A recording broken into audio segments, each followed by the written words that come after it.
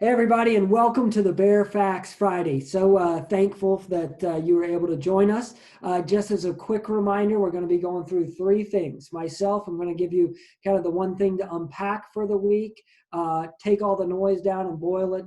Take all the noise and boil it down to the important takeaway of the week. Mark's going to give you a nugget of knowledge to gain perspective, and then Lisa's going to give you some practical advice, words of wisdom from her experience over the years of investing. So this week, much like last week, the takeaway is the payroll protection program that was put out on Monday, when at least they were supposed to start taking applications.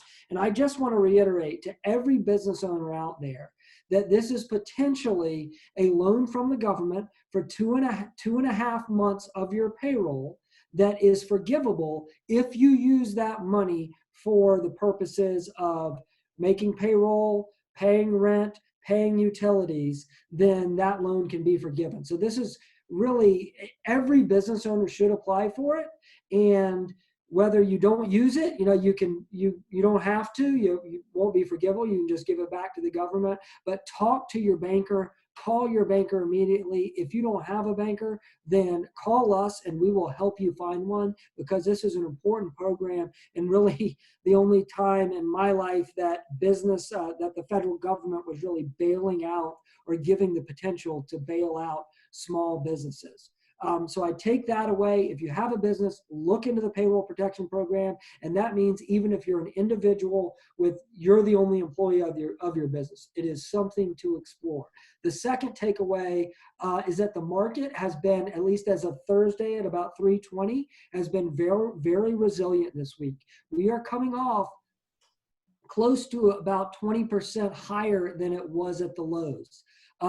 And so that rewards those that were disciplined and have dealt with the pain. You have started to get some of that reward back. So that's a big, a big takeaway from this week, at least as of Thursday at 3:20. So for words of wisdom and something a little bit about how you can protect your wealth, we'll at least pass it on to Lisa.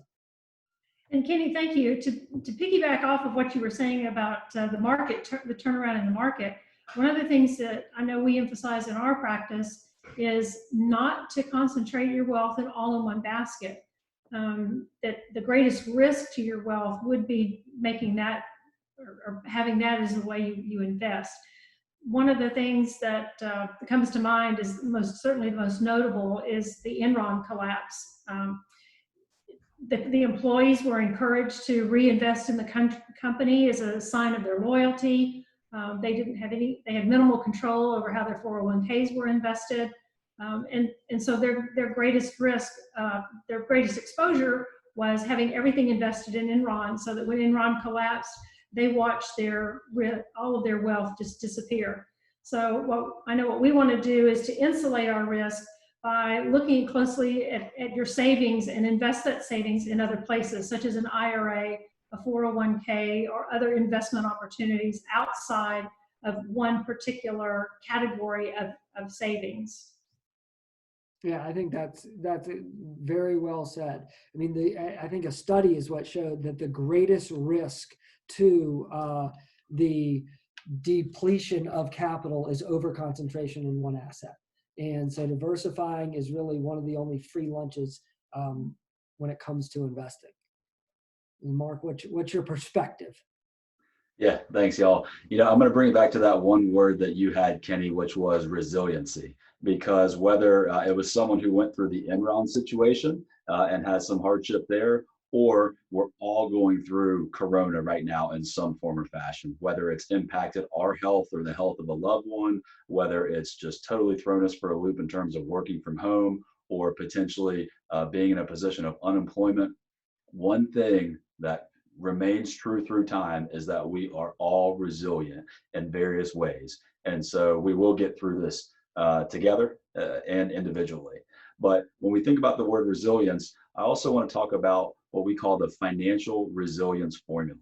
And as we're at home right now, really reevaluating everything, life in general and work, and specifically our finances, now is a great time to focus on your financial resilience. And so what can you do about that? You can review your current course of action. I know it sounds very cliche and very basic, but you can take a step back, look in the mirror, and see what's happened over the last couple of months for you and your family.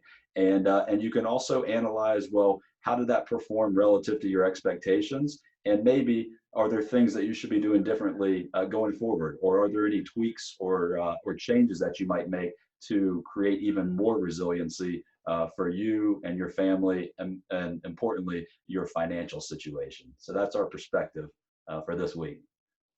Yeah, I think that all financial planning, when it's not all when things just go perfect. It makes it easy to do. If I'm going to be making X, Y, Z for X number of years and I need to save this to retire, it's incorporating the unforeseen, understanding what happens if things don't go your way, whether there is a pandemic, whether it is your mother or father needs to move back in with you, whether it is a spouse who loses a job, whether it is you who loses a job. Testing and protecting yourself in the event that those happens, I think is very important, and really is what financial planning is all about. So thanks so much, everybody, for joining us. Catch us on the webinar on Monday. We're going to be talking about investments, going through Financial Planning 101.